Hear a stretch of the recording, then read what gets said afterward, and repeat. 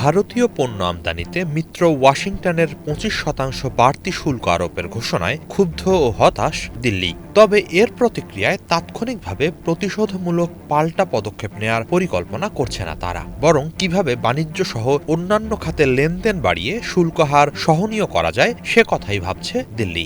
সংশ্লিষ্ট সূত্রের বরাত দিয়ে বিশেষ এক প্রতিবেদনে এসব কথা জানিয়েছে ভারতের প্রভাবশালী সংবাদ মাধ্যম এনডিটিভি। নাম প্রকাশে অনিচ্ছুক ভারতীয় কর্মকর্তারা এনডিটিভিকে জানান, দিল্লি ওয়াশিংটনের শুল্ক হার বৃদ্ধির ঘোষণায় হতবাক ও হতাশ হয়েছে। তবে এরপরও সরকার দ্বিপাক্ষিক বাণিজ্য আলোচনা চালিয়ে যেতে আগ্রহী। এর আওতায় যুক্তরাষ্ট্র থেকে প্রাকৃতিক গ্যাস, যোগাযোগ খাতের বিভিন্ন সরঞ্জাম, সোনা আমদানি বাড়ানোর পরিকল্পনা করা হচ্ছে, যাতে আগামী ৩-৪ বছরে যুক্তরাষ্ট্রের সঙ্গে ভারতের বাণিজ্য ঘাটতি কমে আসে। তবে কোনো রকম সামরিক কেনাকাটার পরিকল্পনা করা হচ্ছে না বলে জানিয়েছেন কর্মকর্তারা।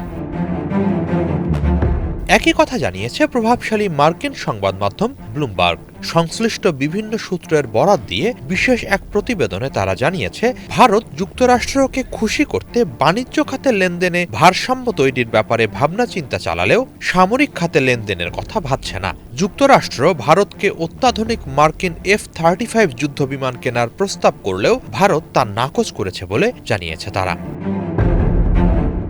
ব্লুমবার্গের প্রতিবেদনে বলা হয়, চলতি বছরের ফেব্রুয়ারিতে ভারতের প্রধানমন্ত্রী নরেন্দ্র মোদী যখন যুক্তরাষ্ট্র সফর করেন, সে সময় মার্কিন প্রেসিডেন্ট ডোনাল্ড ট্রাম্প তাকে ৫ম প্রজন্মের মার্কিন F-35 স্টেলথ যুদ্ধবিমান কেনার প্রস্তাব দেন। এতদিন বিষয়টি বিবেচনাধীন থাকলেও ট্রাম্প ভারতীয় পণ্য আমদানিতে ২৫% শুল্ক আরোপের ঘোষণা দেওয়ার পর ভারতের পক্ষ থেকে যুক্তরাষ্ট্রের কর্মকর্তাদের জানিয়ে দেওয়া হয়েছে যে তারা F-35 কেনার ব্যাপারে ভাবছে না। শুধু তাই নয়, ভবিষ্যতে ভারত যুক্তরাষ্ট্রের সাথে বড় আকারের কোনো সামরিক চুক্তির ব্যাপারেই ভাবছে না বলে জানিয়েছে ব্লুমবার্গ। ভারতীয় কর্মকর্তাদের বরাত দিয়ে এ সংবাদ মাধ্যমটি আরও জানায়, দিল্লি ওয়াশিংটনকে জানিয়েছে নিজস্ব প্রতিরক্ষা শিল্পকে শক্তিশালী করার লক্ষ্যে আগামীতে ভারত যৌথভাবে দেশের মধ্যেই সমরাস্ত্রের নকশা ও উৎপাদনের ব্যাপারে আগ্রহী। ফলে সামরিক খাতে কেবল আমদানি নির্ভর থাকতে চায় না।